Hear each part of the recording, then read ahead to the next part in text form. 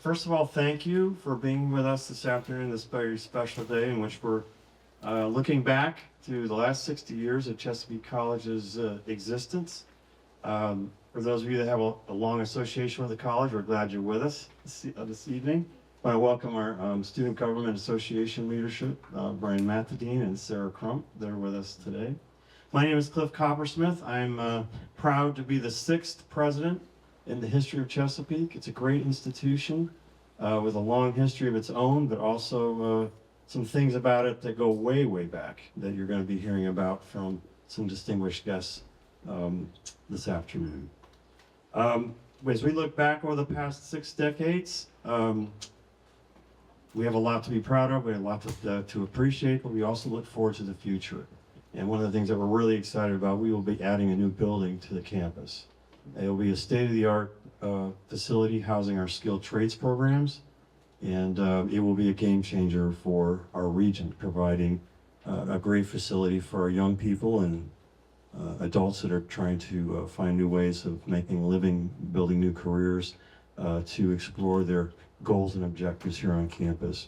It'll be located next to the Higher Ed Center, which you might have seen on your way around the circle, which is where we also host our 4-year and above partnerships with various colleges and universities around the state of Maryland. So now I'd like to introduce John Haas, who is our Associate Professor of American History here at Chesapeake. He has been with the college for more than 2 decades. He holds a master's degree from the Pennsylvania State University, along with additional graduate work at Temple and the University of South Carolina.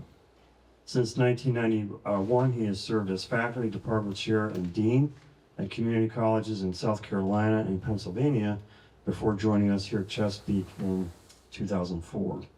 His academic interests include military and constitutional history, and he is active in the local theater community as an actor, director, and playwright. And John's going to introduce the panel and moderate our discussion this afternoon. And so, John, please take it away. Thank you very much. Good. Thank you very much. Want to welcome everyone this afternoon. Thank you for coming out. We hope to have a lively discussion about not only the history of the college, but how it relates to the history of the shore, and that's really our approach.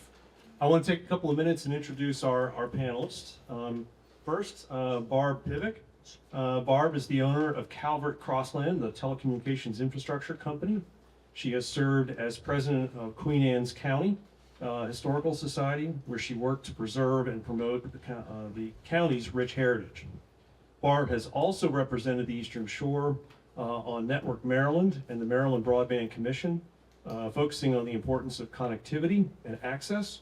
In addition, she has been an active voice in county growth and planning, and served as a stakeholder with the 1,000 Friends of Maryland on numerous community and citizen committees, and as former chairwoman of the business Queen Anne's. Her career and volunteer service reflect a deep commitment to both preserving history and planning for the county's future. To my left, Sherry Marsh Johns. Sherry is a proud native of Maryland's Eastern Shore. For more than 25 years, she has worked as an architectural historian and cultural resource management consultant. Sherry is also a former educator, having taught historic preservation courses at Goucher College for 12 years. She serves on the board of several cultural institutions and is the former director of the Smith Island Cultural Center. Sherry is honored to be part of the group of friends and colleagues of the late architectural historian Orlando Rideau V, who are working to celebrate Orlando's legacy with a book on Queen Anne County architecture based on the decades of extensive research and fieldwork. In 2018, Sherry joined the interdisciplinary team of specialists hired by the Cloverfields Preservation Foundation to restore nearby Cloverfields, a 1705 dwelling regarded as one of Maryland's earliest and most architecturally significant buildings. Her work there continues as CFP's Director of Research and Special Projects. This year, the foundation acquired the historic wine mill.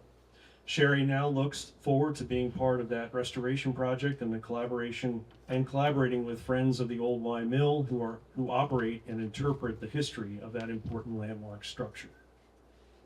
And finally, Nevin Krause. Nevin is an Eastern Shore native and has been an assistant professor of humanities here at Chesapeake College for more than 30 years. His fields of expertise include history, art history, and geography. His background, along with his personal interest, allows him to enrich his classes with music and food, providing a wonderfully rich experience for his students. We asked Nevin to join our panel because of his knowledge of the Eastern Shore and personal history with Chesapeake College, something he will tell us more about in the next hour. Let me start us off. My expectation is I'll pose a question to one of our panelists, and then we'll have everyone join in as they see fit. We're going to start with Sherry. Let's start with a look at the college by providing some context. The Eastern Shore is a unique region within Maryland. What do we know about the Eastern Shore's place in Maryland's history before the mid-20th century? Well, I think it's appropriate. Am I on? Yeah. Okay, thank you. It's hard to tell. I would describe Maryland's Eastern Shore as a place of self-sufficient isolation before, the mid-20th century. Today, thousands of people go back and forth to Washington, Annapolis for work or to shop at Whole Foods. And it makes it hard to remember that now when it's so easy to get back and forth, that prior, well into the 20th century, going to or from or across the Eastern Shore required travel by water and across largely unpaved roads. So this created an isolationism, both in terms of culture and economy, whereas we set up in Maryland basically a bifurcated capital. We had two systems of government where we had an Eastern Shore comptroller, we had Eastern Shore patent offices. It was just so difficult to communicate with Annapolis that there was this whole parallel structure that lasted well into the 20th century. And the Bay was such a formidable obstacle, and even getting to Kent Island required crossing a ferry, that in the early 18th, 19th century, that instead of Annapolis and Baltimore, which are the largest cultural centers in Maryland, being the places that we go to for consumer goods, things were coming down from Philadelphia, which is really surprising. We think of Philadelphia as being so far away, but it was easier to bring things down the few coast roads to the Eastern Shore. So we had a whole different geographical orientation at the time. Also, I guess economically, at first, Eastern Shore lagged behind Western Shore. It's because, this was an area of monocrop tobacco culture. And tobacco did not grow as well on the Eastern Shore as it did the Western Shore. So we initially lacked the wealth of the Western Shore.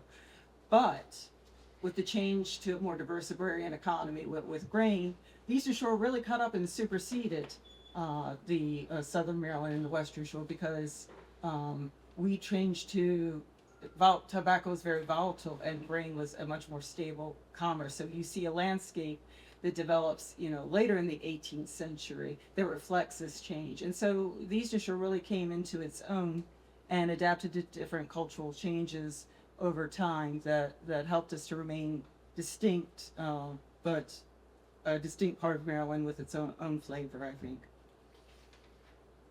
Let's start? That's great, thank you. You're a little hard to get out.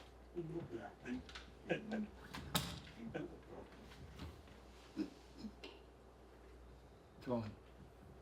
Like Sherry said, prior to the Chesapeake Bay Bridge, and I know that we're going to get to that, Eastern Shore was known as the Garden of the Chesapeake.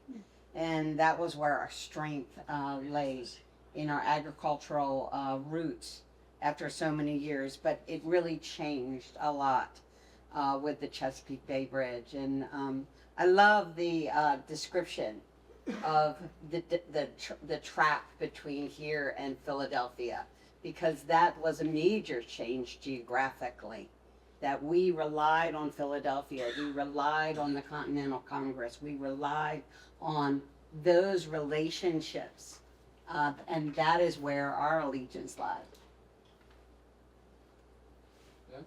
Well, I have a little more personal recollection of all that, but I'm not over 100 years old.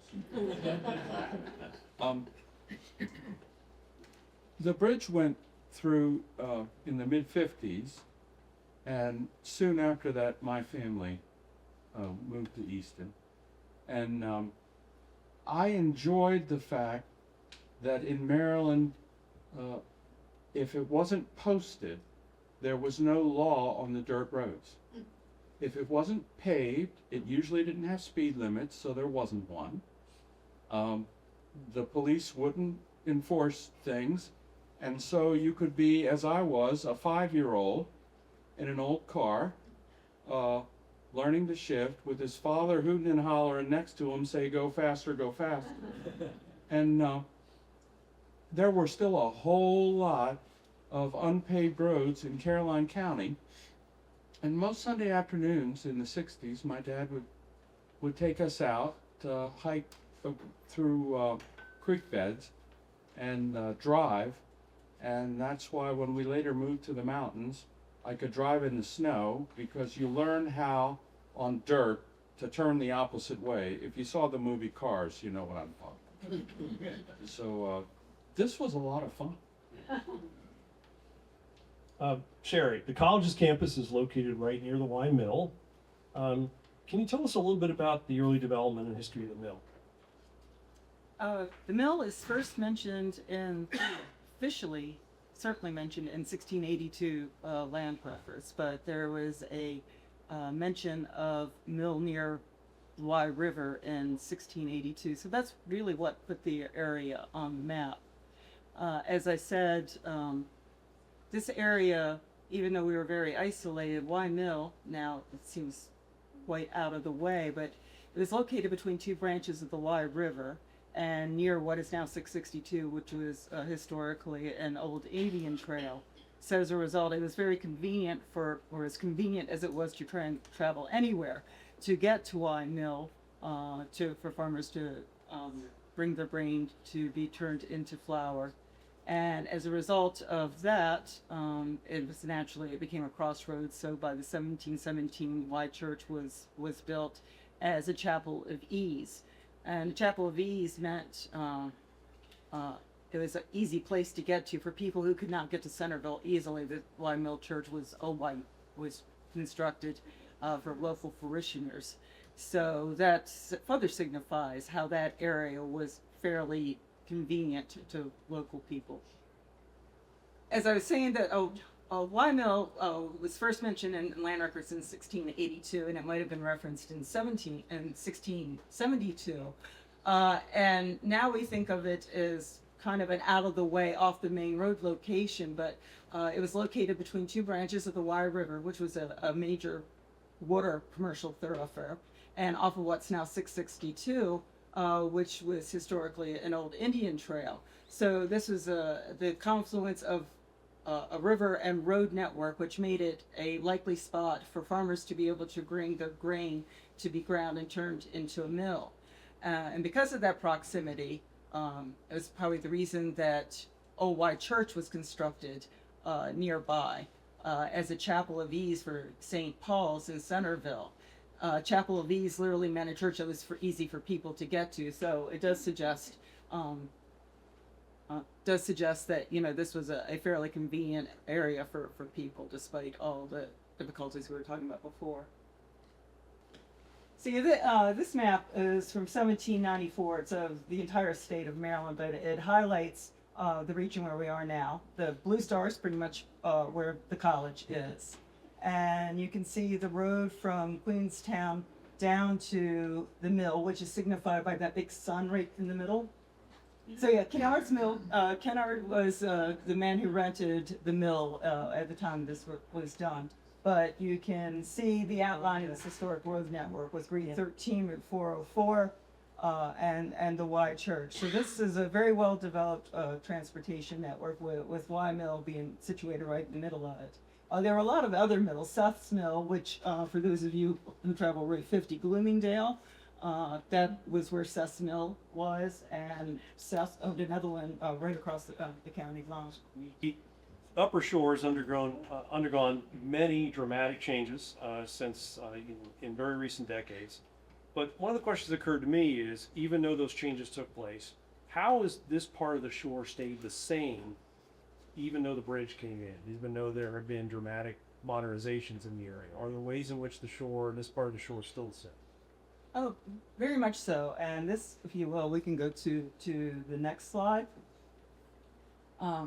It's amazing how many of the old land use patterns are still intact up and down the eastern shore. This is a little difficult to understand at first, but it'll be made more apparent in the following slide. In 1726, Philemon Hemsley patented the land that became Cloverfields as a 1,622-acre land patent, and it encompassed land that's now on both sides of Route 50.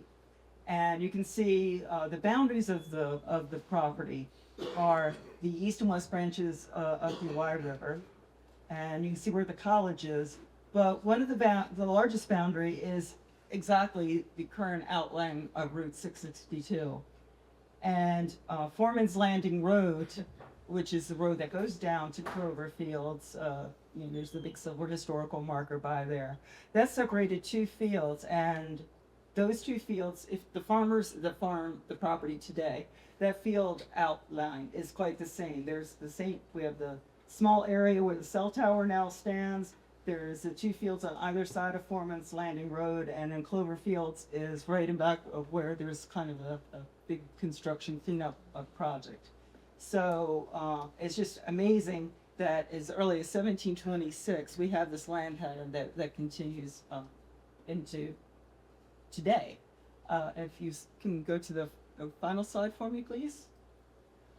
This is overlaying the historic 1,622-acre patent with a modern day map that shows the college down there at the bottom right. But the vague outlines, again, it lines up. This was a 1720s survey, so the survey equipment wasn't very accurate. But even given the crudeness of the materials and the measurements of the time, it so clearly corresponds with modern road and field systems, which I think it's really amazing to look at. All right, Barb, I have a question for you. As most of us know, the first Bay Bridge opened in 1952 and connected the eastern shore to the rest of Maryland in ways that probably very few people fully comprehended how much it would change the eastern shore. How has that bridge connection changed the eastern shore in both positive and sometimes negative ways? Well, I love your map, Sherry. I love a lot of maps. Maps are very informative. And one of the things that I would say about Sherry's map is, and agree with her, nothing has changed. Everything that is new has stayed the same, because these are the main arteries that we still use today. When the Chesapeake Bay Bridge was opened, there was a massive change. It was from a day tripper community to a commuter community. People used to come here on Kent Island, and they'd build their little flat roof cottage, and they would put their road in till the next house down, and the next house down, and the next house down, and they used a combined beach area for their recreation when they visited. But prior to getting here, they sat in ferry lines for hours and hours and hours. So I often think when I'm in a line in a traffic jam on the way across the Bay Bridge, I think it's not all that different today was back then. But it's enlightening to me to see that massive change from a place where people came and was underpinned by the economy of the local people in fisheries and oystering and boat building and all the things that farming, again, the Garden of the Chesapeake. It's enlightening to me to see that change came about where people permanently stayed here. Our population prior to the Bay Bridge was generally a steady 15,000 people for a very, very long time. And today we're at a population of 50,000 people. but there wasn't much change until that bridge was opened up. So dynamically, it changed the economy. It changed the type of residents and people that lived here. It changed how we view our travel. Do we travel across the bridge by boat anymore? Sometimes, but not frequently. Do we get on a train at Love Point and go to the beach? Nope, we don't do that anymore. It's a singular transportation system that is far greater than what it ever has been. So I think that there's a lot of change. There's a lot of negative change as well when we talk about the traffic and we talk about the population growth. And that's where I've spent a lot of my years evaluating and working on committees, not always on one side or on another, but you can track our government and our form of government by the zoning ordinance. Our first zoning ordinance was in 1960. And I mean, you think 1960, that's kind of late, isn't it? You know, in 1990, we became a home ruled county, which allowed our form of government to make greater laws to function for themselves rather than having to rely on other people to tell us what to do. We came from Talbot County and we became self-governing. But all the things that have happened in terms of political and governmental have happened because of the stress that the bridge has created. Because it's not an agrarian society that relies on paddle-wheeled boats and steamships to transport our goods and services to Annapolis and Baltimore anymore. I think the bridge is interesting in that was one of a series of changes that developed from transportation. Of course, the first was with the steamboats that started in the 20s and 30s, which gave rise to all these coastal communities, bringing over tourists staying and causing problems. You can read historic newspapers about the noise of these people coming over and drinking.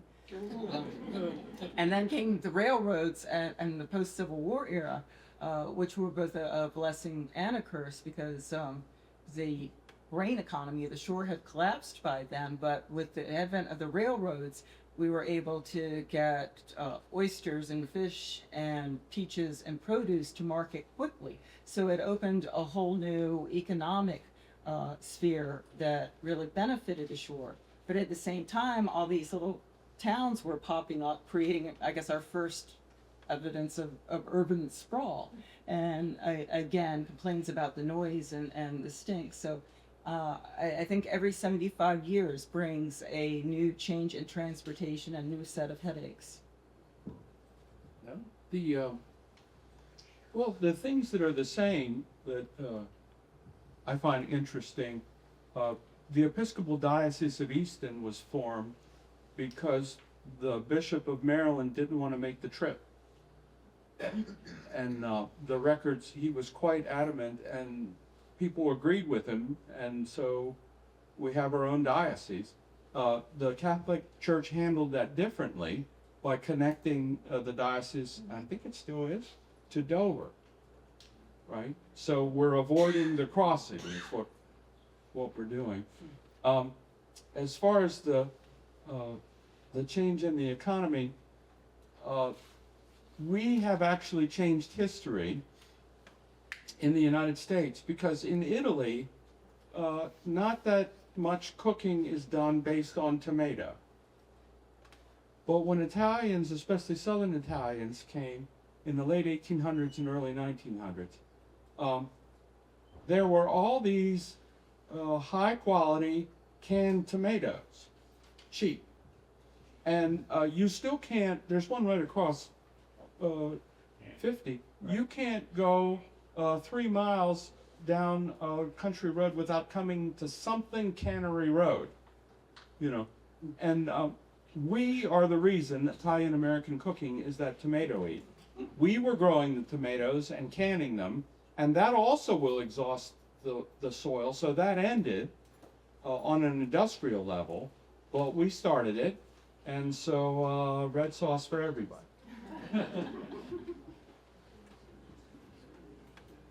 Barb, can you tell us a little bit about the setting that brought community leaders together to create Chesapeake College? How was it tied to other movements and changes in the shore after the bridge came in? I can. It was both political and it was geographical.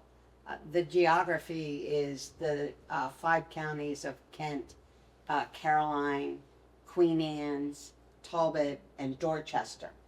And geographically, this college sits just about dead center of those counties. So from a political standpoint, when the discussion started for the first community college in Maryland, I believe, very close to it, which was a movement at the time. It wasn't just a movement here in Queen Anne's County, it was a movement in Maryland, and it was a movement nationally to start to develop a community college system, a public college system. And the leaders from these 5 counties and a commission got together to determine where it was going to be. And the roads, getting back to the roads were here to make easy transportation back and forth from all the people in all the different counties. At that time, there was Washington College in Kent, which was a big private college. And then there were colleges down in Somerset, which was University of Maryland, and mostly had been planned for the African American community. So this was a new thing. It was exciting, and did it have much controversy? Everything that has changed revolved around it has some avenue of controversy I've found in my life. But in the end, what has happened has been a real blessing, because what it has created is first generational education for the people who live not only in Queen Anne's County, but the other 4 counties without having to leave the shore. And that didn't happen before. So that's my understanding of it. Devin? Simon? Well, there was a lot of agreement about all that, but there was a county that wasn't quite so sure, and I don't know the details of the argument, but Dorchester County didn't want to join in. So eventually, I think some of this was, we were all so proud of the Leggett building. It was a multi-floor department store. And that was in Cambridge. Well, they went out of business. And I think people in Dorchester County saw that Chesapeake College was going to be successful and was going to stick around. And so Dorchester County agreed to join in the consortium, and there was that big, beautiful building just sitting there. So the idea that I've gotten from the few things I've read and heard is that they would join and begin paying our budgets and, you know, all that. But we, in return, should have a campus that was easier for them to get to, because it's a long way here from Hooper's Island. And at high tide, and I'm not making a joke here, at high tide, the approaches on both sides of the bridge are underwater. And so I've taught in Cambridge where people said, we have an unusually high tide tonight, we're sorry, but we have to leave a half hour early. If we don't beat the tide, we can't go home. And so that geography and those distances and those difficulties are how, and then the college's success was how Dorchester joined in. So we have the Dorchester Center now. Go Cambridge. Well, Nana, let's stay on that same general topic. What can you tell us about the initial formation of the college's leaders and faculty. Yeah. And what was it like for those that were involved in making those initial decisions about how to create a college from scratch? Yeah, I was really interested. I didn't understand it when I saw it happening, but when it all started to develop, I was 6. And so you may ask, well, why do I know anything about it at all? Well, 2 doors down from me, on Aurora Street, there was this big, beautiful house with this big tree, and nobody lived there, and I climbed that tree all the time. It was my favorite place to hide for hide and go seek. I'd get all the way up in this, I think it was a loblolly pine. Well, people moved in there, and they were the first 2 faculty at Chesapeake College. And they were hired, I found out later more details when I came. They were hired to help hire the other faculty and to begin the college. The husband had training in literature and library science, and he was to start the library and help hire the more humanities oriented faculty. And his wife knew mathematics on a level that it got into physics, and they had complementary skills. She also had a candy apple red convertible Ford Mustang.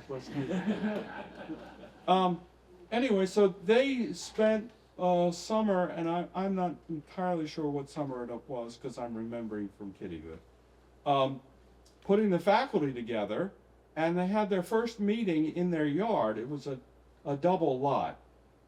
It still is a double. But the tree fell down in the last hurricane. I forget the name of the last hurricane. But I was checking my own heart to see if I was still here when the tree went over. It was like we were connected. You know? So their name was the Bronsons, and they hired the rest of the faculty, and they had the first faculty meeting, which was a huge picnic in their yard. They had the Weber grill with the rotisserie hood, and they put a huge round roast on that, and I was in the tree, smelling the roast, not daring to ask for anything. Mr. Bronson later told me that he gladly would have fed me because I was just a scrawny little kid.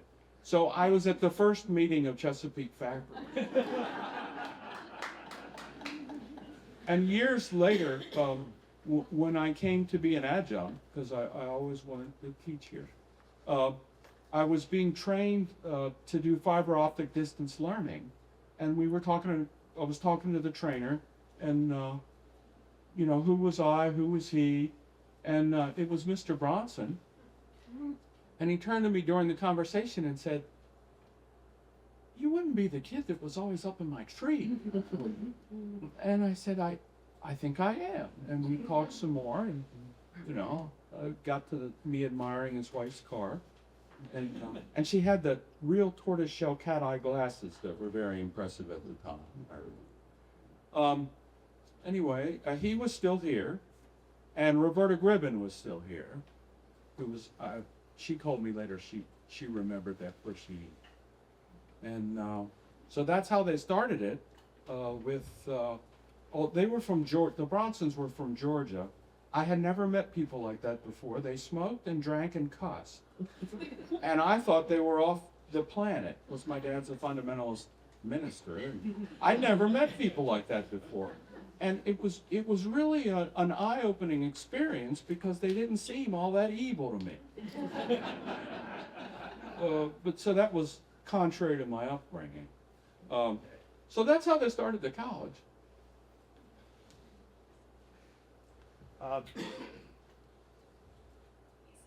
Let's push that forward, Evan. Okay. Since the college has been here 60 years, clearly we are different as a college than we were at its founding in the 60s. What kind of fundamental changes have you seen as not only a faculty member, but as a community member, let's say from the 80s, 2000s, and the adjustments and flexibility the college has shown to try to continue to serve the needs of the community? Oh, well, when I was a kid and then a young person, even when we moved away, we always came back here. This was home every summer. And lots of holiday. And I don't remember anybody much expecting to go to college when I was growing. It just wasn't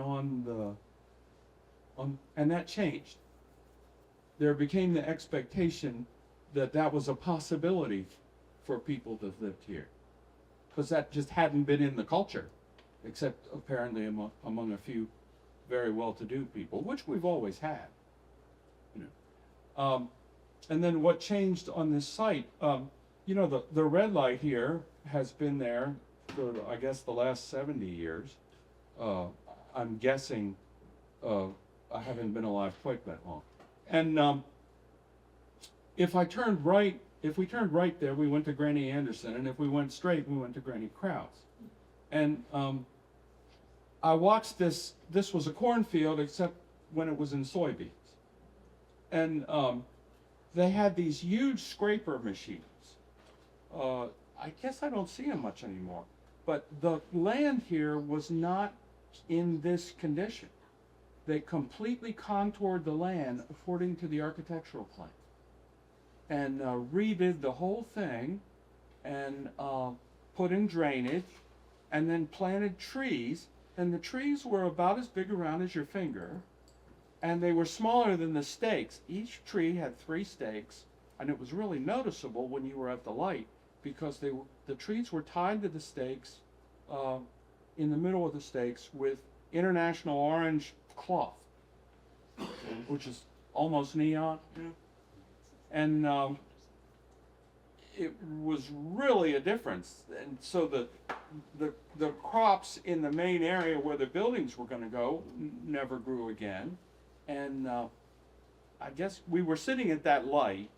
I didn't mean to tell you this, but we were sitting at that light one day, and I said to Dad, "What are they doing to that cornfield?" Because I didn't understand what I was looking at. And he said, "They're going to build a college." And I said, "What's a college?" Yeah. And he said, "That's where people read and study and think and talk to each other about it." And I said, "Nice, I want to do that." And so ever since then, I've prepared to do this, and it's been 33 years, 30 that they admit to. Marcy, did we get any questions from the audience? Any questions? I'm happy to pick them up. Your index cards, just wave them and we'll pick them up. I don't have a question, but I'm going to recommend that you use a pointer, a red pointer, like when you're pointing to the maps. So as, you know, we can focus where you're talking about. I have a question. I didn't write it down. Is that I can hear you. I could reiterate it if you like. okay? Market vote. How does that economy apply to Eastern Shore and isolation? Because weren't they supplying Baltimore continuously as the truck farm of Baltimore, Washington? Okay, I missed the first word that you were using. Market of votes. Market votes. These were on the go ahead. Did you hear it? Yes. Well, market votes were a very big part of bringing Eastern Shore produce to King Singer markets in Baltimore, Annapolis, down to the Potomac, because as we were saying, most of these small communities had very poor road access, so it was easier to get to the water. So a lot of the boats that were market boats, they would bring fresh produce to the cities during the summer, and then during the winter they would turn into oyster buy boats. So there was a dual component depending upon the season, and they faded out as the road systems got better. Refrigerated trucks enabled commodities to get to market by road. But yes, well into the 20th century, my grandfather had a market boat bringing things from Chrisfield and Dion and up to Baltimore. Thank A good question. When the college was founded, I'm assuming there was a academic direction. Were they teaching farming, or were they teaching agricultural science? I mean, what was the specialty of the college then, and what is it today? Okay, the question was when the college was initially founded, Did it have an academic focus? Did it reach out in terms of agriculture? And what was it then versus what is it now? Why don't I pitch that to Neb? Oh boy. Well, we've always had liberal arts so that people could transfer wherever they wanted to transfer. But we've been through many, many different career programs, and I don't recall there being agriculture. There certainly hasn't been in the last 33 years until now. How long has Nicole been with us? Reach mid-cap. Oh, okay. So that's about 10 years, I think, Yeah. maybe a little less. We had some other interesting things, like Easton Airport became a bigger deal. So we had aircraft mechanics and ground school at Chesapeake College. It's really we had a big hospitality program for a while, but all things that were local. There may have been an earlier agricultural emphasis, but I have a gap of about 25 years of the college's history where I got the very early and then I can get you the last 30, but I got a gap there. John, I'll take I know, I know that from a community standpoint, the nursing program here at the college has been just extraordinary on so many different levels with so many young people that even people from Annapolis come over here for the nursing program. It's just been wonderful. Dr. Coppersmith, you want to I'm add? going to jump in here a little bit, if I can borrow.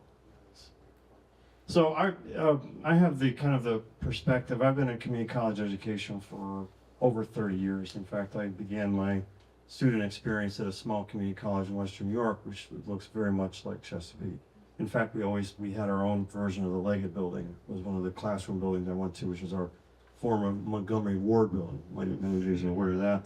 But for the same kinds of reasons, Western New York has had some struggles economically. It's kind of part of the Rust Belt. And so the community college I have gone to has actually grown to being now a fully modern, purpose-built campus in the middle of Olean, New York, trying to deal with some of the economic dislocations that have occurred in that region over the last 50, 60 years. But I think Chesapeake very much reflects almost the national long-term history of the community college movement as it has kind of gravitated towards these different roles. It's always been a liberal arts institution. In fact, I've heard, and again, I look at Professor Hildebrand, I think there was some discussion at the beginning whether the Chesapeake would actually be a four-year institution down the road. In fact, many of its early presidents, in fact, I think Dr. Silver, who was our first president, had the aspiration of having Chesapeake becoming a four-year, largely liberal arts institution. So that reflects some of the tension that has been in the community college movement during its entire existence. As traditionally, it's a very American approach to higher education. Largely, although not exclusively, came out of World War II and the GI Bill that took all those soldiers coming home and trying to prepare them to fulfill their role in the rebuilding of America after the war, after the Great Depression, in which we needed doctors and lawyers and teachers and business people, and also professional folks in the technical trades. And so Chesapeake College, very much like other institutions across the country, has gone from largely a focus on liberal arts transfer to now the demand really across the country is to prepare young people for replacing this great 1950s and 60s generation that I belong to, the what do you call them? The boomers. Thank you very much. I've been so caught up with talking about Generation Xers and beyond, I forgot about my own generation. But we have a crisis right now where the average practitioner in these fields such as automotive and the marine trades and HVAC and plumbing and basic carpentry, they're all aging out. The average age of a practitioner in many of these fields is in the 50s and 60s, and they are retiring or worse. And so now I was literally brought here by our board of trustees to reconnect Chesapeake to that work, that skilled trades enterprise, even though we realize that our role as a transfer institution, allowing students to start here and go everywhere. And we have students that have started with us that are at Dartmouth. They usually mostly go to University of Maryland, they go to Salisbury, which is our largest partner. But we still have that mission of both liberal arts sciences and humanities transfer, which is so critical to our role. So 2/3 of our mission, 2/3 of our enrollment. But we also have this other function role that's become very clearly needed across the country of preparing students in shorter term education. I want to build off the comment about nursing. That was another huge transition for the college that actually resulted in our last major construction project, which is the HPAC, the Health Professions and Athletic Center, where we had to have facilities to support both nursing and our other health professions as the local hospital got out of that business. For much of the 19th and 20th century, preparation of nursing, radiation technology, all these other areas were handled by the hospital systems, usually with what we would call non-credit programs. The Queen's Gibbs School of Nursing, which was formerly Easton Hospital, came to us during this time period. And that was also, I think, a major transition point for the college as it became a very important provider of health professions education and training, both for credit, such as our RN nursing program, which has been pointed out as a really great program, #1 in Maryland this year, as well as our other programs that provide these much needed skilled folks that are working in our local hospitals and healthcare systems. But I've had the opportunity over the years of getting to know many of our local political leaders. Larry Porter is one of my favorites. He's currently a commissioner in Caroline County, and he speaks very, very emotionally about the role that Chesapeake had in his life, as it did for me. His community college experience, he says, saved his life. So we really take that mission very seriously. We have a lot of great friends out in the community, and there's a lot of our alumni walking around the region, but they've also gone to other places in the world and across the country, and that's also a very typical experience for our community colleges. So yeah, so that's kind of the broad scope, and what I would tell you is that the history you've heard about with community colleges nationally has been part of our story here at Chesapeake. And I thought I would throw one more item in. I know when I first arrived here in 2004 as a faculty member, Black & Decker had just closed. And that was an example of the college pivoting to help with retraining folks in the community. And we've done that traditionally over the decades. As the shore has changed, we have tried to help meet the needs of the community here and provide what's needed. And that's one of the nice things about a community college is we can change curriculum very quickly, and we can adjust, especially in non-credit areas, to provide a source and a support mechanism for folks that are in need and are changing professions. It's one of the other things that sometimes gets lost in the shuffle in terms of the bigger size of our programs. You know, my experience as a person who's been involved in a lot of community organizations as a volunteer is that Chesapeake College has never been far away. Chesapeake College has always been on the forefront of engaging with not just the commissioners and the county council members from the 5 counties, but also with all the different organizations, including today, yesterday I was at a meeting for Maryland 250 and Chesapeake College was represented.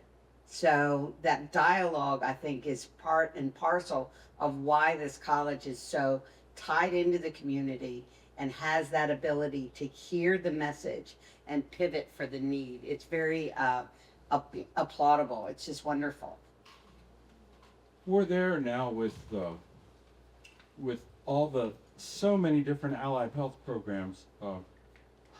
Every time I go to teach class, I teach Tuesdays and Thursdays and Tuesday nights, and there's always EMT training in the classrooms next to me. And I'm glad for that. I'm very, very happy that those people are here. But it's a change in the community because, as you recognize, you all know, we've become a retirement met. You know, retired people need more medical services. You know, yeah, all kinds of So that's what Chesapeake College is doing.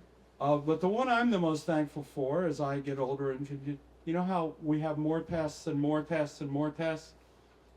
I'm always glad for a highly trained phlebotomist. I want those people to be on it. All right, we're nearing the end of our time. I want to pitch one last question to each of our panelists. I'll start with you, Sherry. I'll hand you the mic in just a second here. In your opinion, what should the focus of the college be going forward? Knowing where we've been, what should the focus be as we go forward? Oh, goodness, I would say just keep what you've always done, responding to the needs of the community and whatever the market changes are, what training comes along. I mean, we're in a very dynamic period where, 2 years ago, probably no one even heard of AI, and now all of a sudden it is changing our world. Yet at the same time, there's local people here who want to get a basic understanding and credits under their belt before they go up to a four-year institution. So I think it's an excellent recipe for success, and I wouldn't change anything. Well, when I came into Queen Anne's County. I was here a few years. I'm not a local like everybody else is. But one of the things that I was appointed to was I was appointed as the Eastern Shore Stakeholder Representative for Network Maryland. Network Maryland provided backbone connectivity, and my business is connectivity, whether it be wireless or fiber. And one of the great things that has happened and that has changed in our society in general is that we have more communication because we have more connectivity. And I know that that the college has constantly kept on that mark to increase that communication between all the other schools, because the strength is not just what we have here. This is the backbone. The strength is the ability to cleave from all the other universities and schools and the tech medicine, and that's the future with the AI, in my opinion. And again, switching tracks to come back to educate and train those people that are aging now of very important fields. I mean, I love my HVAC people and my plumbers. Without them, I'm going to be in a heap of trouble. So I would say congratulations. You guys are just doing great. And here's to another 60 years. If I would bequeath the college anything, it would be a crystal ball. And since I don't have that, I think we need our leadership to be looking at what the possibilities and probabilities are.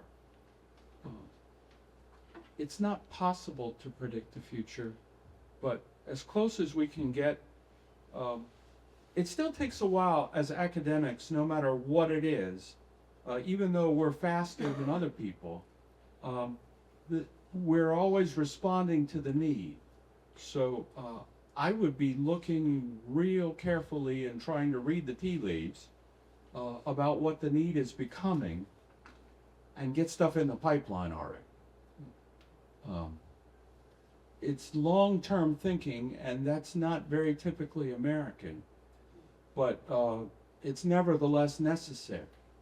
So that's what I would do. I would be trying to think and employ people that think long-term.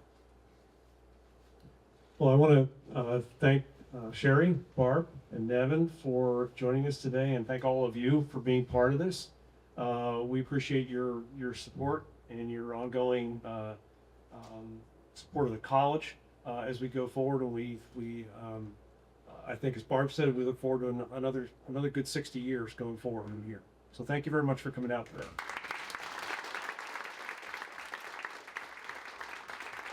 I want to thank John for his moderation of this panel. It's an excellent experience and a lovely conversation about the history of the college. What we'd like to do now, we're going to repair to the lobby where we're going to have a toast. We have both champagne and non-alcoholic apple cider for those of you so inclined. Please join us for a few minutes as we conclude with a toast. And we have a question. I have one more question. Yes, As a Chesapeake College graduate yes. in a Loveland, how many people graduate the Chesapeake College that are in the audience? The question is how many people are alums or graduates of the college? Very nice. Just a couple of points of clarification. Dorchester came on board with us in 1979. The Leggett Building came on board in 1990. And David Harper reminded me that our nursing program's been with us, even though we were teaching the courses in the hospital. The nursing program came to the college 25 years ago. Did you have a comment? How many are community college graduates anywhere? Graduates. Very nice. Yes. Any last questions before we conclude? Yes, ma'am. I wanted to know if, in what you all were speaking of as the last question, do you do surveys in the community and outside of the community, like coin calls? And I think if you can take your time and see what the needs are, because I have a high school student and a graduate, and he's going to college right now, and I was wondering if that is. I'll take that one on. We have a very vigorous outreach program to our high schools, in addition to adult populations, and we've done very well with that. Our enrollment this semester is 7%, both headcount and FTE, which is full-time equivalency, which is a reflection of how well we're coordinating and reaching out to our high schools with our outreach from our marketing staff and our advisors, but also to our the equal folks, the advisors in the high schools. So that's one way we do that. The other thing is we have program advisory committees that represent all of our majors, and we are constantly communicating with those folks. They're leaders in our community. They're practitioners in the disciplines that the program is in. For example, nursing or our skilled trades areas or the business program. And we're constantly seeking input from those folks that help us with curriculum. They help us with connections to industry and our partners in business to make sure that what we're doing with our students reflects what they're going to need to know when we get on to the areas of work they're going into.